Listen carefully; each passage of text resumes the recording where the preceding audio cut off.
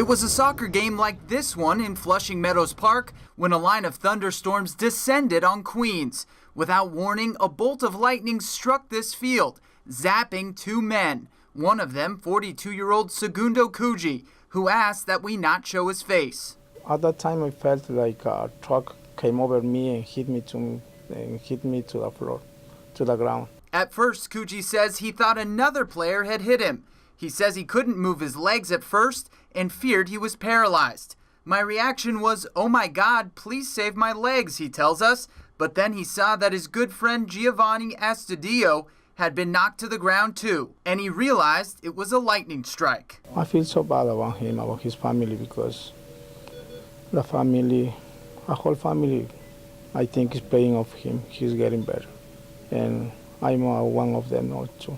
The 110th Precinct Community Council tweeted out these photos, writing, "When the skies turned dark and lightning struck two people, Corona EMS and NYPD 110 Precinct were there to rescue. They saved 2 lives last night. You are our community heroes." Cuji says he believes part of the reason he's alive is because of the swift response of the Corona EMS.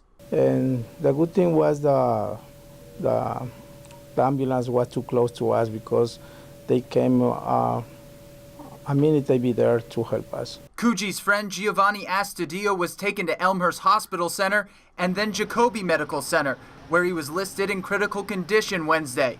Cuji was admitted to Elmhurst Hospital Center, where we interviewed him Wednesday. He says he knows how fortunate he is. I think nobody has the same lucky, because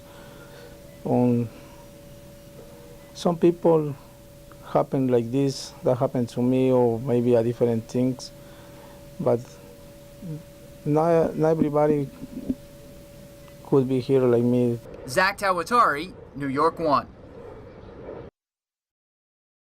There are the station announcements. Our train will not run between Broadway Junction and 8th Avenue 14th Street. And signs alerting strap hangers about the weekend work planned for the L line.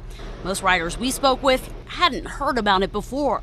You've heard of the L train shutdown? Yeah, but I think most people think it's starting in 2019, not now. The 15 weekends of work are related to the Canarsie Tunnel reconstruction project, a 15-month closure beginning next year that will repair saltwater damage sustained during Hurricane Sandy. But the weekend work will knock out service to a greater number of stations. Not good news. I mean, I'm glad they're fixing it, but it's pretty inconvenient. Service from Broadway Junction all the way to 8th Avenue will be closed from Friday night at 11:30 through 5 Monday morning on select weekends. Officials say they have to get the rest of the line ready for when next year's project begins. It's so that we can install the signaling adjustments whereby the trains can turn back at Bedford Avenue once the closure's up and running. Those who rely on the L specifically for weekend travel expressed the most frustration with the work, but said they were not surprised. That's really too bad. I wish I had known that like weeks ago. But that seems to be very typical with the MTA, so nothing really shocks me anymore. Plans have been made to accommodate those impacted. Special weekend service will run between the end of the M line in Queens at Metropolitan Avenue to and from the 96th Street Q station in Manhattan. Commuters could also use free shuttle buses that will replace the ride between Broadway Junction and Bedford Avenue. Additional M14 buses will also be running. Still, some riders have come up with their own solutions. How are you going to have to change your commute when you do go into the city? I'll probably take the Long Island Railroad. After this weekend's closure, there will be 14 more.